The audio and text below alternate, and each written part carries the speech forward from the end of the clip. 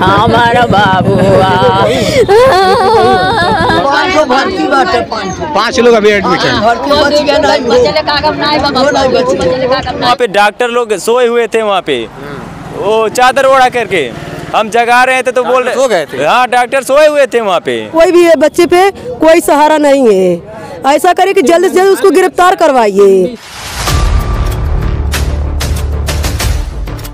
ये वो बच्चे हैं, आप सोचिए कि जिनका बाप शायद मानसिक रूप से संतुलन, उनका मानसिक स्थिति ठीक नहीं है, माँ मेहनत मजदूरी करके या फिर भीख मांग करके जैसे तैसे अपने बच्चों को जिलाती खिलाती थी। अब आज बीते रात उनकी सड़क हादसे में दर्दनाक मौत हो गई। एक कार जो कि 3 लोगों को रौंदते हुए 3 जिंदगियों को ख़त्म कर दिया। सवाल ये उठता है कि इन मासूम बच्चे को कौन खिलाएगा पिलाएगा, कौन जिलाएगा। माँ थी तो मेहनत मजदूरी या फिर जैसे तैसे अपने रोटी की व्यवस्था करती थी, घर में चूल्हे जलते थे।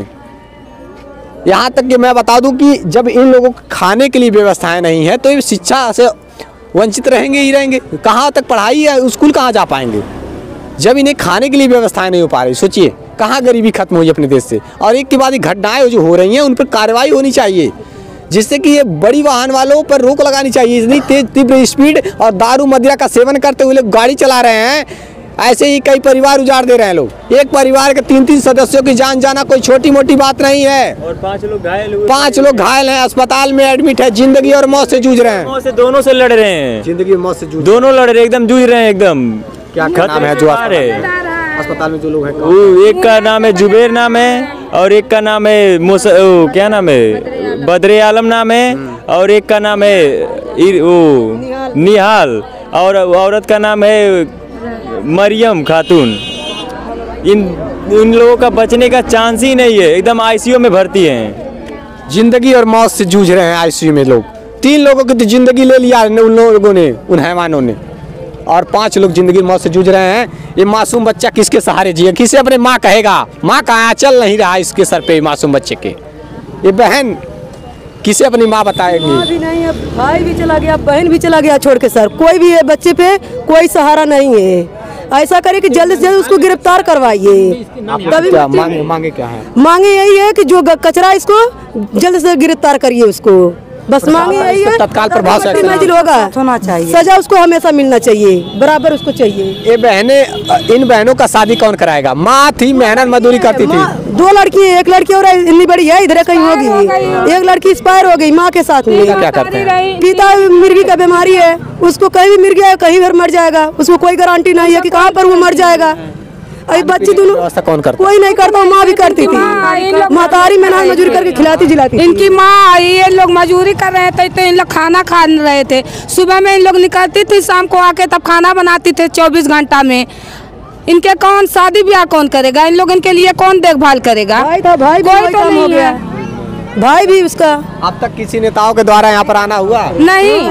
एक लोग आए थे, कई बार आए थे, फिर भी कोई जांच करने नहीं आया। रूप से मदद के लिए आए। मेरे भाई थे वो भी भर्ती है, मेरी मम्मी भी है वो भी भर्ती है। ये लोग छगड़ी पाले थे, बकरी भी पूरा मर गए, इसका बकरी भी मर गई, बकरी भी दबा कर मर गए हैं। कुछ भी नहीं, लड़की के पास कुछ भी नहीं बचा है।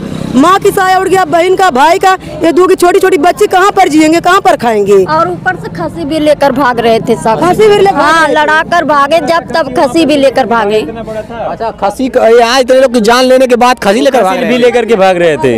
यहाँ केवल इंसानों की जान नहीं गई, उतने बड़े हैवान थे वो लोग। कुचल देने के बाद, रौन देने के बाद बकरे को लेकर के भागने का प्रयास कर रहे थे वो लोग।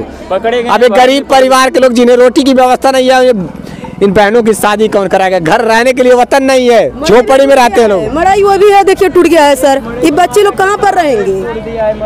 इन परिवार को लिए कोई जगह दें, हम लोग को रहने के लिए कोई जगह दें। हम लोग को वो भी चला जा रहा है, कोई सहारा नहीं है। इस परिवार का कोई सहारा नहीं है। उत्तर प्रदेश सरकार संज्ञान में इस मामले के, और इस मामले को संज्ञान में लेकर के जो अपराधी उन पर कार्रवाई हो, शिकंजा कसा जाना चाहिए।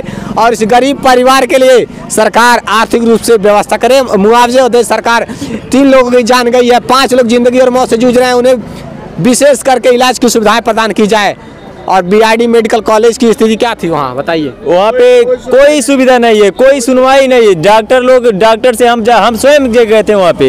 हम उसके बाद स्वयं जा करके मरीज को भर्ती किए। उसके बाद इमरजेंसी सेवा में गए। इमरजेंसी सेवा में जाने के बाद वो लोग बोल रहे हैं कि जाओ 11 नंबर वार्ड में, वहाँ पे एक्सरे करा करके लाओ। वहाँ से एक्सरे कराने गए, फिर वो बोल रहा है कि एक्सरा सही नहीं हुआ है। फिर हम वहाँ पे गए तो एक्सरे वाले बोल रहा है कि ये गलत हुआ है, ये गलत नहीं हुआ है, जा करके डॉक्टर का मति खराब हुआ है। ऐसे ऐसे करके पूरे कम से कम 1 घंटे दौड़ाएं, फिर भी हमारा काम नहीं हुआ। वो ऐसे दौड़ाते दौड़ाते फिर अचानक में लिख दिया CT स्कैन करवा करके लाओ। हम CT स्कैन करवाने के लिए गए, रात भर भी वैसे भी कह रहा है कि नॉर्मल है सब, ऐसे करके। फिर वहाँ पे डॉक्टर लोग सोए हुए थे वहाँ पे, वो चादर ओढ़ा करके। हम जगा रहे थे तो बोल रहे, सो गए थे? हाँ, डॉक्टर सोए हुए थे वहाँ पे। हम बोल कर रहे थे डॉक्टर साहब देख लीजिए हमारा बहुत इमरजेंसी केस है और जिंदगी और मौत से दोनों से लड़ रही है। उसकी माँ वो तड़प करके वहाँ पे तड़प करके दम घुट के पानी भी ना मर रही थी। बताइए, बीआईडी मेडिकल कॉलेज की डॉक्टरों की यह हालत है। अब भी ना मर रही थी, कुछ होता है तो डॉक्टर तुरंत धरने वहाँ प्रदर्शन पर उतर जाते हैं, लेकिन इन गरीबों का इलाज कौन करेगा?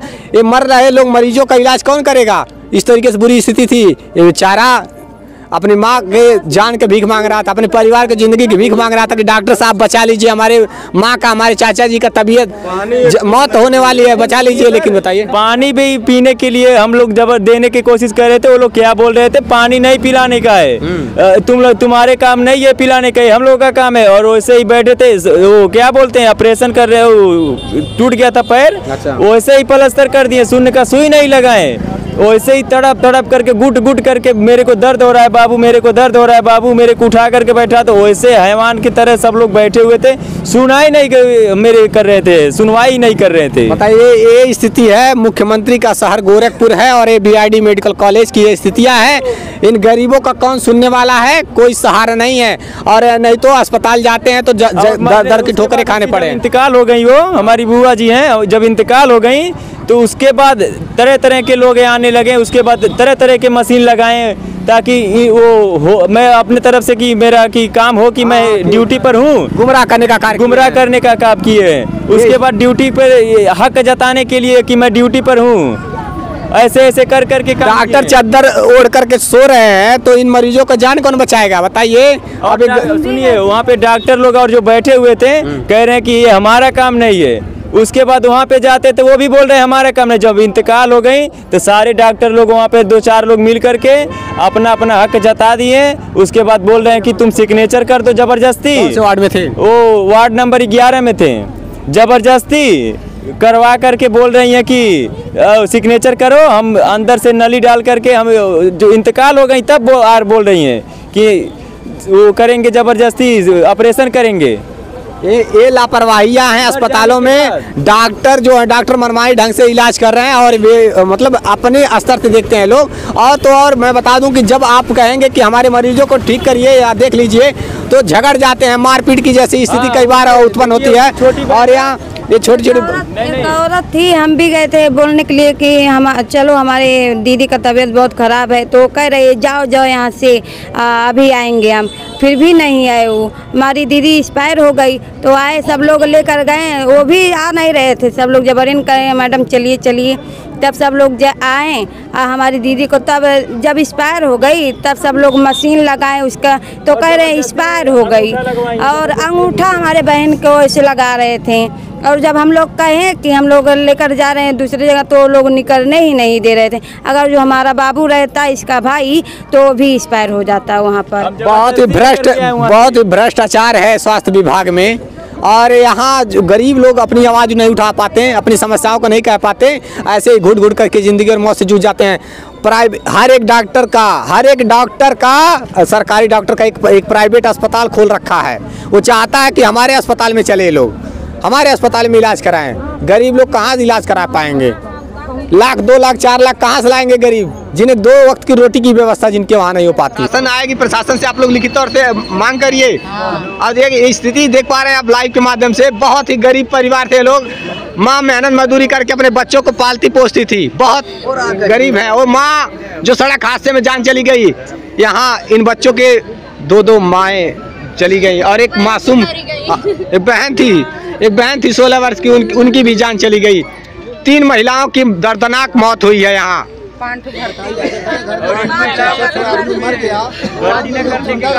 भी मर गया। 5 लोग अभी एडमिट हैं।